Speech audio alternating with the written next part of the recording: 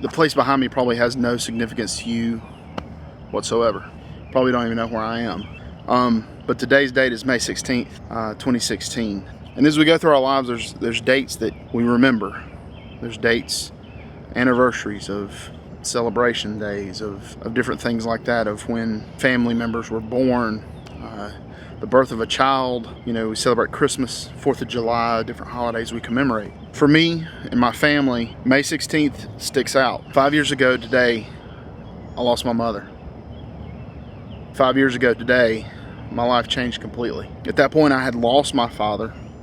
I lost my father when I was 17 years old, but I still had my rock. I still had my mom, and my mom was a precious woman. For those of y'all that had the privilege to know her, you know, knew that she was the life of the party, and it was always a joy to have her around. She always had some joke to tell, some wisecrack line. Her cackle, she didn't laugh, she cackled. The reason I'm here is that on May 16th, this is where she was when she went to be with the Lord. My mom had a personal relationship with Jesus Christ. My mom was a heavy influence on me growing up. My mom actually took me to the production that resulted in me making a decision to follow the Lord. My mother, to the best of her ability, lived out a godly life.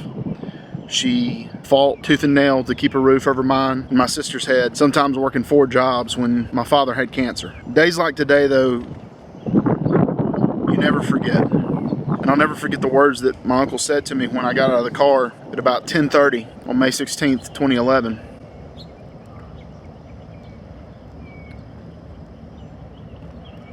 He told me, he said, "Jimmy, she's no longer in pain. She's no longer suffering. She's dancing and rejoicing with her Lord and Savior in heaven." A couple weeks back, when I showed that footage of me walking away from my mom's grave, what I didn't show you was that I took some footage of me being there at her graveside. I just didn't feel appropriate or feel right about sharing that. But as we go through this process of sharing our lives with you, we're going to come across these things. I remember having a conversation on the porch of this hospice house in the room that my mom was in with a gentleman that's near and dear to me. He's a father to me. And he told me, he said, "Jimmy, it's not a question of if, but when, and your life is going to change. But don't be fooled, it was not a surprise. It is not a surprise at all to the Lord." And my mother's passing, my mother's death, has enabled me to empathize and share Jesus with people that would probably have never listened to me. Do I miss her?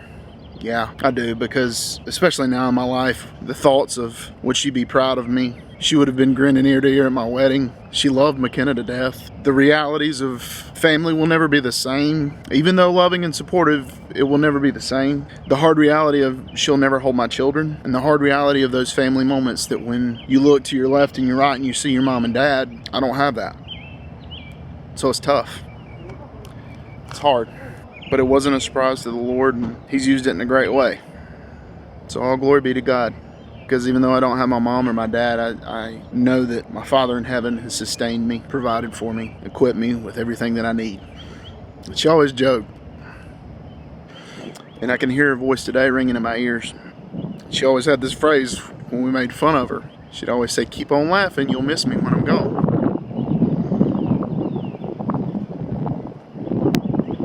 And I do. I do.